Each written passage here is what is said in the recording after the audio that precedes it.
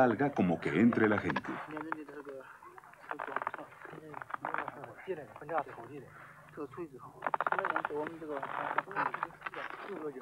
El sargento Su es de la provincia cálida de Hunan. Ha estado aquí 4 años. El clima es bastante frío. Tardamos mucho en aclimatarnos después del entrenamiento para resistir el frío.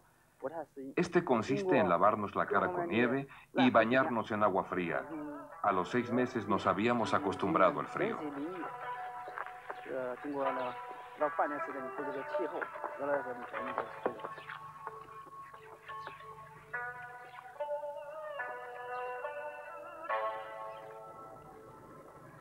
Mente sobre materia.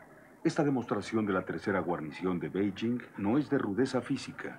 Lo que cuenta es la firmeza mental.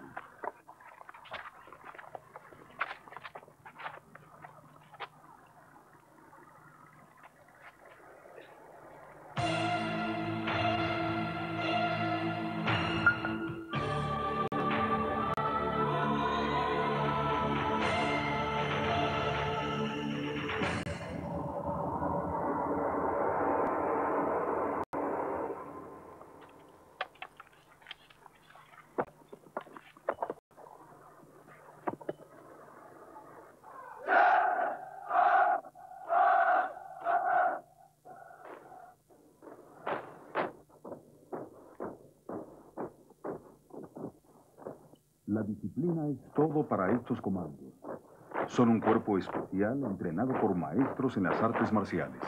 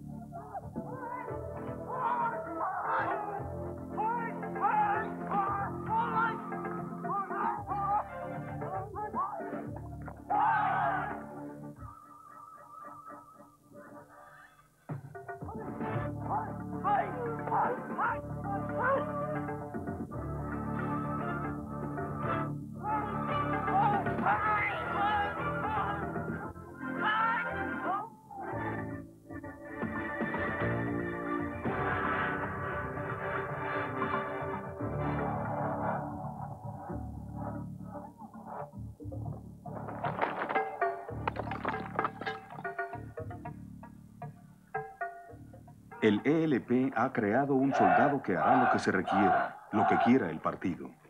Pero, ¿de dónde vino este ejército? ¿Qué le dio esta tradición?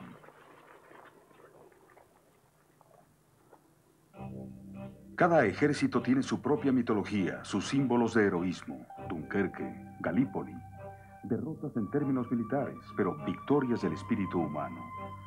Para el ELP y para toda China, estos héroes de piedra representan ese espíritu. En 1934, 85,000 hombres y mujeres iniciaron la marcha a través de China, la Larga Marcha. Fue tal vez la retirada más grande de la historia. De los miles que la iniciaron, solo una fracción sobrevivió.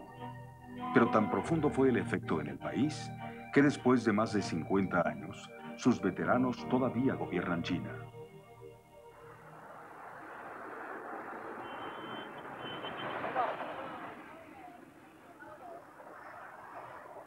Llevando a su hijo a casa, vemos a Yang Aiping, ex vicepremier, ministro de Defensa y veterano de la Larga Marcha.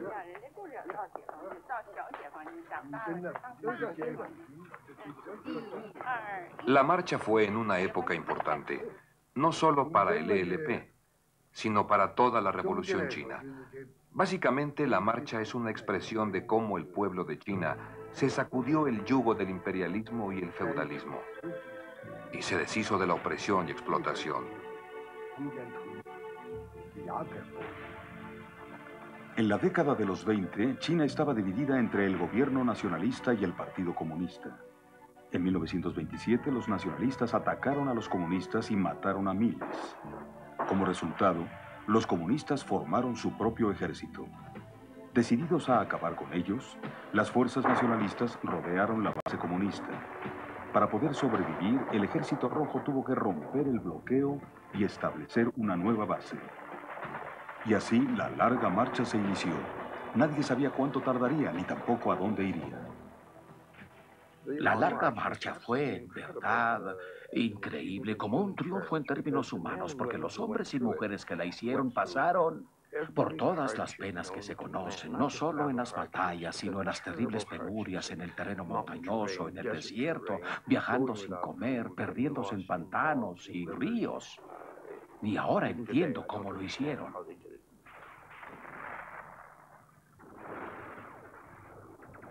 Esta batalla por el puente Luding fue la más crítica. Aunque está filmada como la versión Hollywood de la historia, si el Ejército Rojo no hubiera tomado el puente de cadenas de hierro, hubiera sido atrapado y sin duda aniquilado.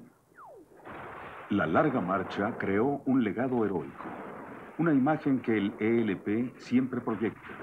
Los que la hicieron se convirtieron en la aristocracia de China, pero también creó un liderazgo empecinado, con la creencia de que la lucha y la sangre son, a la larga, las únicas soluciones a problemas políticos.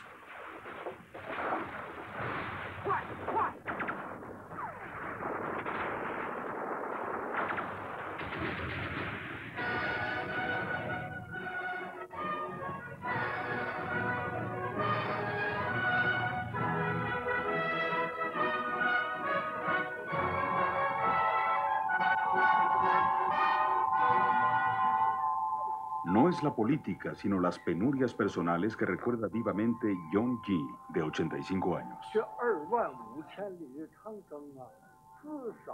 Caminé por lo menos 12.000 kilómetros de un total de 16.000 de la larga marcha. A veces casi no podía alcanzar al ejército por la diarrea.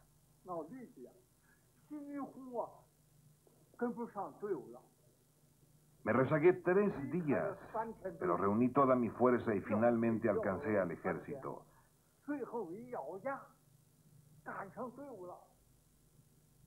Tuve diarrea 91 veces en un solo día. Apunté cada una con mi pluma. Hubo muchos que perdieron la vida porque no podían alcanzar al ejército. Pero yo lo logré al primer intento.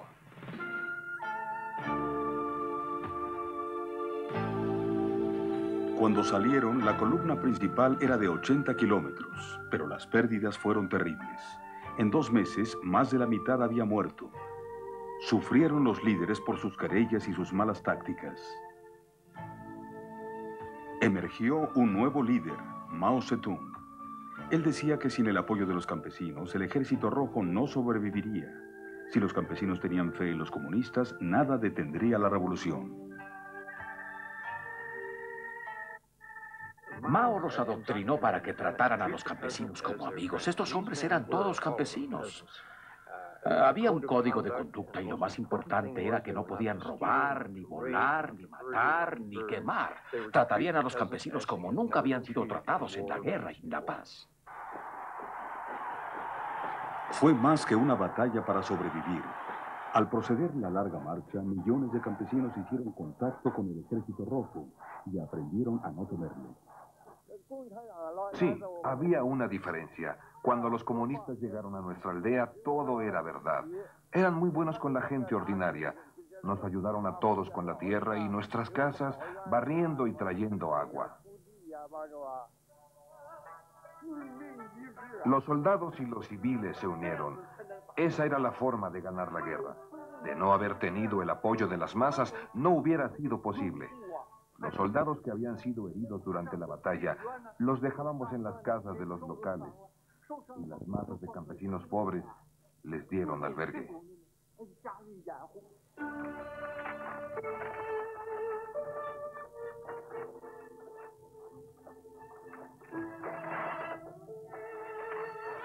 Los que se quedaron atrás seguían difundiendo su credo, y los campesinos, sin nada que perder, eran una nueva fuente de reclutas. Al mismo tiempo, el Ejército Rojo era un enemigo salvaje. Habían castigos y ejecuciones, rehenes por rescate. Algunos fueron prisioneros más de 1 año, como el misionero Alfred Boshart. Eran muy gentiles con los pobres, pero muy crueles con los que eran los opresores. Eran en cierto sentido como los hombres de Robin Hood, robando a los ricos para dar a los pobres. En esa época seguíamos el principio de acabar con los terratenientes y dividir sus tierras. No éramos indulgentes con ellos. No. Los terratenientes eran siempre los acérrimos enemigos del pueblo. A los campesinos los incitaban a desquitar su amargura con los odiados terratenientes. La táctica normal del ejército era multar a los terratenientes con grandes sumas por sus crímenes contra el pueblo, darles unos días de sueldo y, si no cumplían, ejecutarlos.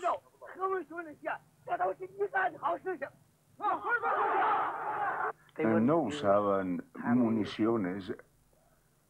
Tenían sables largos y curvos para ejecutar. Los ataban con las manos a la espalda. Los hacían hincarse y luego les levantaban las manos para que la cabeza quedara expuesta.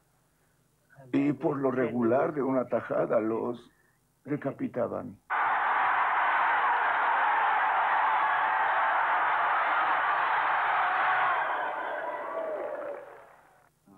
Solamente les quitamos sus tierras, sus propiedades y dinero. No los destruimos físicamente. No les hicimos daño. Había una anciana, una rehén del terrateniente. No podía caminar, tenía pies pequeños. La arrastraron durante mucho tiempo y luego mandaron avisar a los demás. Preguntamos si podíamos liberar a la anciana. Dijeron que no, que la mataran.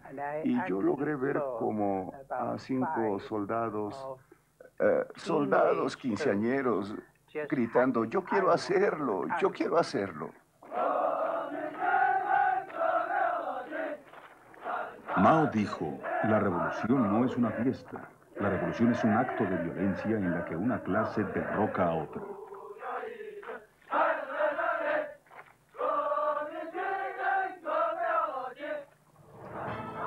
Al continuar luchando los comunistas, su meta se hizo más clara: unirse con los camaradas al norte para formar una base desde donde podrían luchar contra una amenaza mayor que los nacionalistas, los japoneses invasores.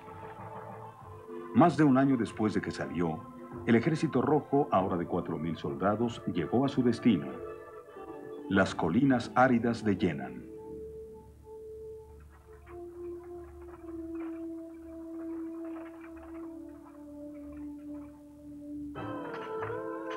Viviendo en cuevas que habían cavado en las colinas, establecieron una comunidad modelo con los campesinos.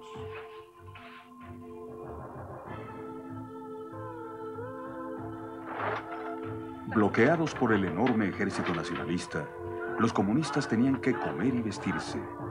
Esa dependencia de unos con otros produjo un genuino sentido de igualdad entre las filas. Lo llamaron el espíritu de Yenan.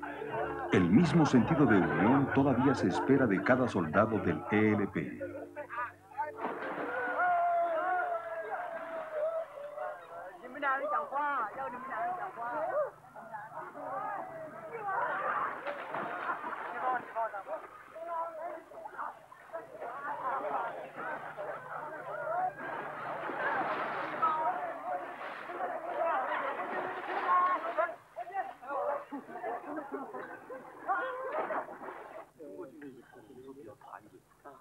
El ejército chino tiene una característica, es la concordia. La llamamos camaradería en armas. Quiere decir que nos queremos como hermanos. La relación es como la de hermanos, hermanos y hermanas. Cuando estamos juntos, estamos muy tranquilos y muy unidos.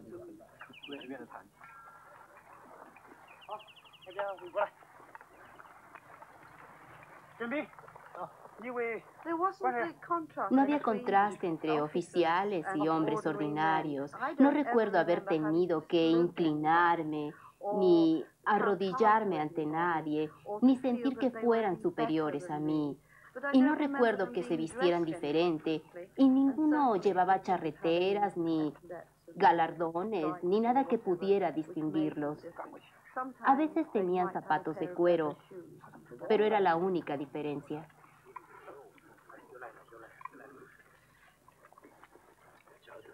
Las relaciones de nosotros no son como las de los oficiales y soldados, pero en sentido político, nuestras relaciones son de igualdad. Los años Yenan duraron como 10 años y fueron el más asombroso periodo de entrenamiento que cualquier grupo haya tenido. Tenían territorio de campesinos en el que podían usar todos los diferentes medios que después usarían cuando se fundara la República del Pueblo. Y lo más importante era el correcto concepto político. La idea era que si los hombres entendían la meta y el objetivo, serían motivados para lograrlo. Esta era la tarea del comisario político, y es un sistema que influye al ejército hasta ahora.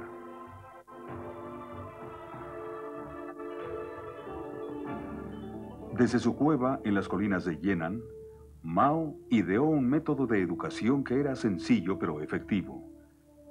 Enseñar a leer y escribir y aprender a pensar.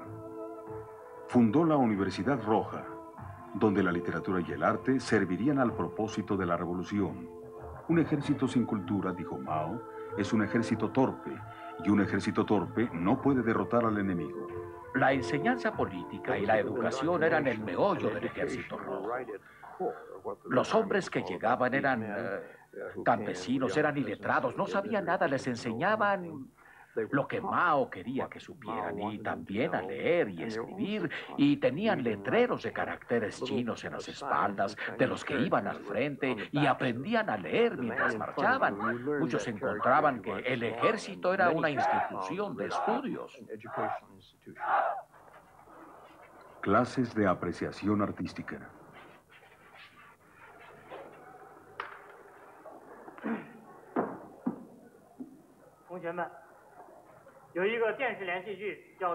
Hasta hoy, la educación y el pensamiento político correcto van de la mano. Aquí, en una de las academias más modernas del ELP, los futuros oficiales aprenden técnicas de cinematografía y edición. Uno de los propósitos de la clase es aprender a reconocer un documento fílmico benéfico de otro que pueda producir sentimientos conflictivos entre las tropas.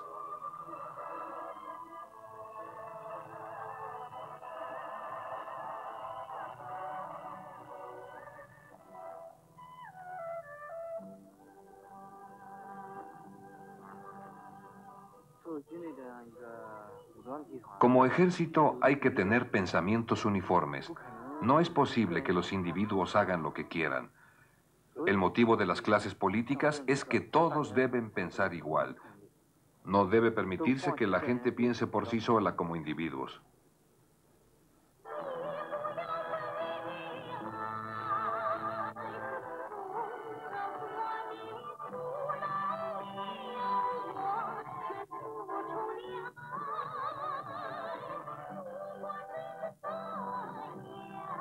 Después de unos días siempre me asombraba cómo parecían renuentes a decir, no nos interesa tanto la política. Y tal vez 3 días después de conferencias de reforma ideológica, se tornaban completamente, 100% a favor del Partido Comunista, totalmente transformados. Él es Li Yanping, es mayor en el ELP. Pero solo ha tenido un mes de entrenamiento militar.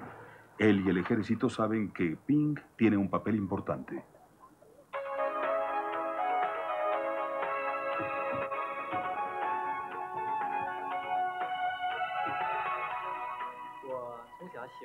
Soy Li Yanping.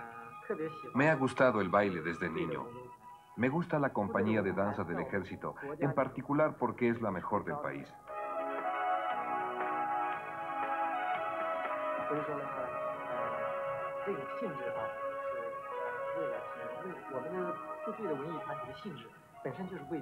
El propósito de las compañías de danza es servir a los soldados para darles espectáculos culturales que requieren para enriquecer sus mentes, además de divertirlos.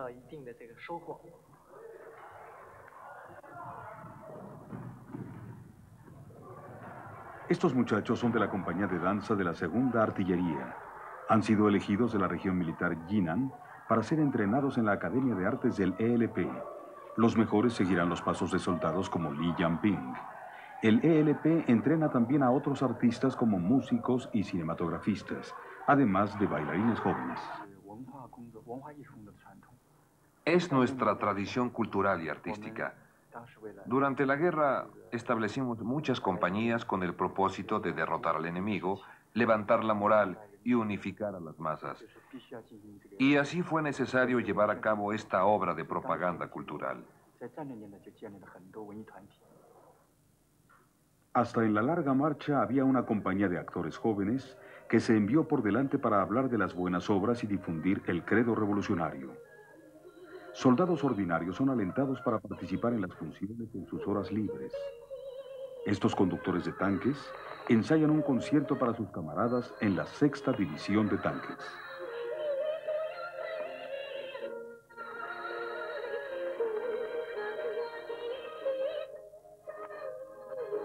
Propaganda no es una mala palabra en el ELP, pero lo que empezó como un arma poderosa para unir a la gente en una meta común se ha convertido en arma para el dominio político.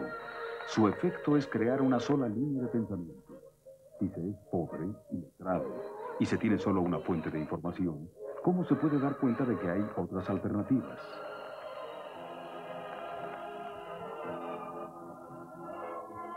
En 1974, esta canción, La bandera rojo sangre, era el máximo éxito en China. La cantante es mayor en el ELP, graduada de la Academia de las Artes. La canción habla de la guerra contra Vietnam. Tal vez te diga adiós y no regrese jamás. ¿Lo entiendes?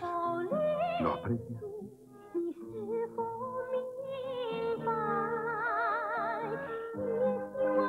Y he de caer para nunca levantarme. Pregunte a cualquier soldado chino lo que opina de la guerra, la muerte o los moribundos, y sin duda obtendrá la misma respuesta. Los comisarios políticos han hecho bien su trabajo. Si es así, por favor, no estés triste.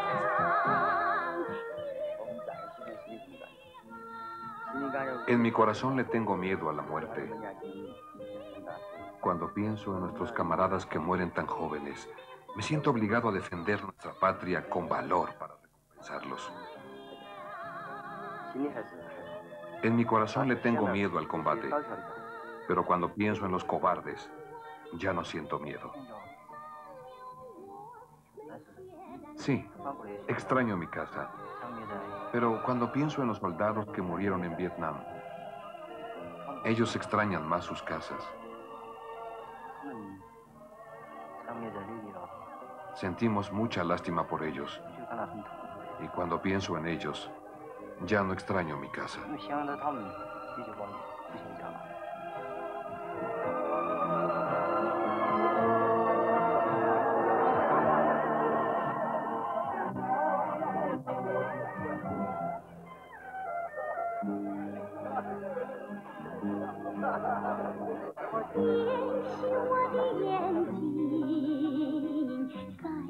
Tal vez mis ojos no se abran más. Entiende mis sentimientos callados.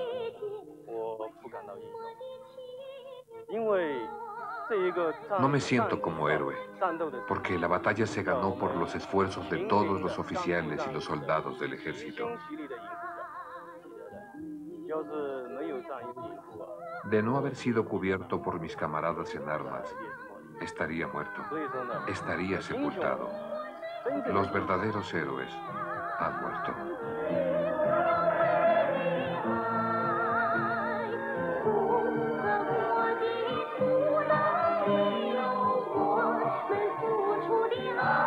Si este es el caso, no estés triste.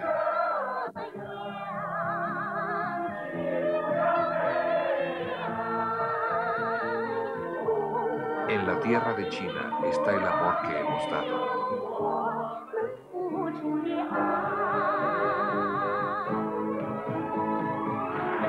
Si este es el caso, no estés triste. En la bandera de China está el esplendor teñido por nuestra sangre.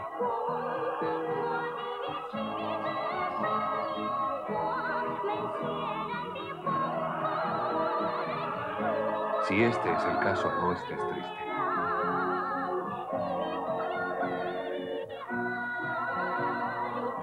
En la bandera de China está el esplendor teñido con nuestra sangre.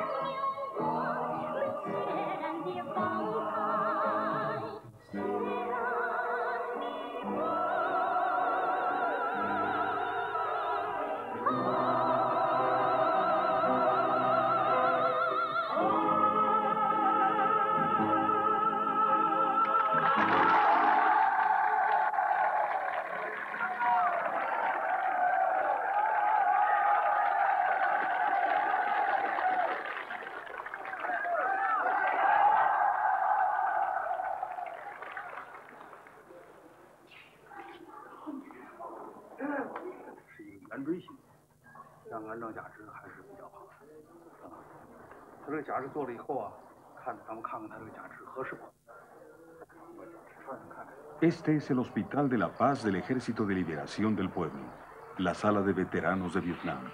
Estos son algunos de los 37.000 heridos en el conflicto con Vietnam. A algunos les darán empleo en las fábricas del ELP. Otros recibirán una parcela de tierra. Ya han pagado el precio.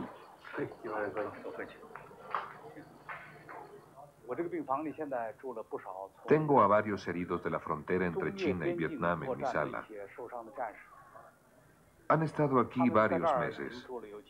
Recibieron algo de atención en el frente, como la amputación, pero los muñones no fueron curados correctamente y ahora requieren más atención.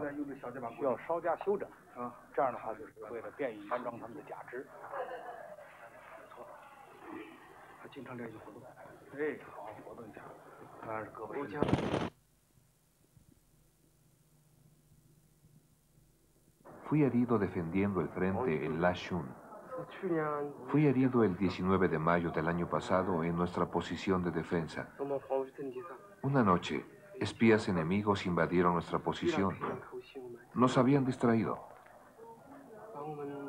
Había 2 espías. Uno tendió sigilosamente minas atrás de nosotros. Las descubrimos al día siguiente. Yo pisé una ese día. Los camaradas se dieron cuenta esa noche que el enemigo nos había puesto una trampa.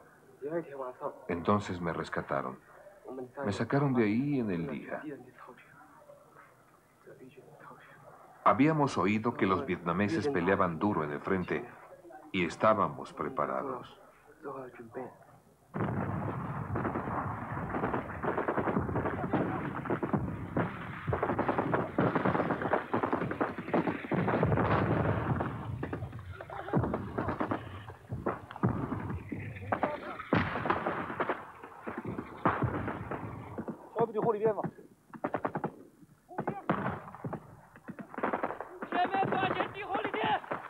Preparen cohetes.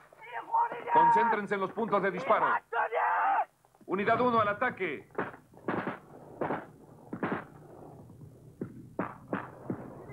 Dispérsense. Avancen. Retrocedan.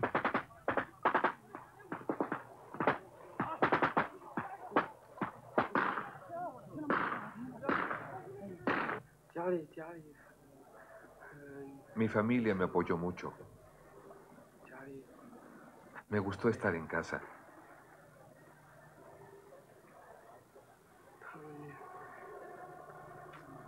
Estaban muy angustiados. Mucho más que yo.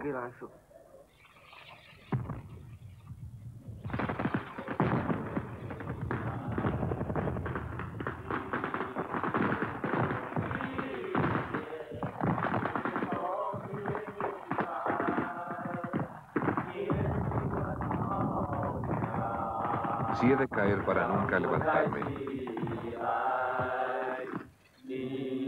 ¿me esperarás para siempre?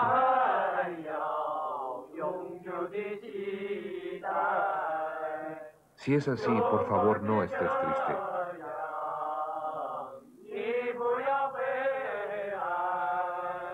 Porque la bandera de China es la bandera rojo sangre.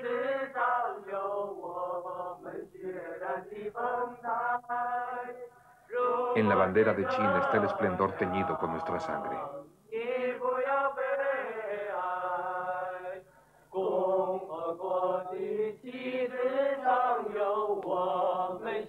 porque la bandera de China es la bandera rojo sangre.